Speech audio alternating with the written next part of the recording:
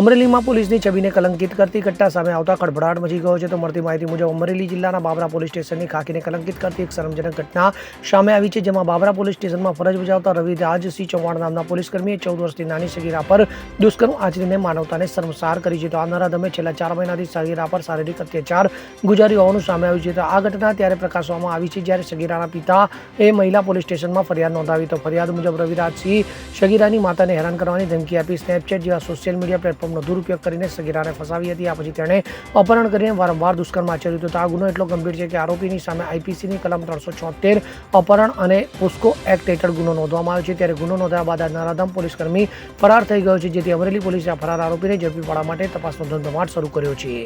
Bureau report CN24 news. હવે જુઓ દેશ દુનિયાની તમામ ખબરો તમારી આંગળીના ટેરવે. ઉઠાવો મોબાઈલ અને ગૂગલ પ્લે સ્ટોર પરથી ડાઉનલોડ કરો અમારી CN24 ન્યૂઝ મોબાઈલ એપ.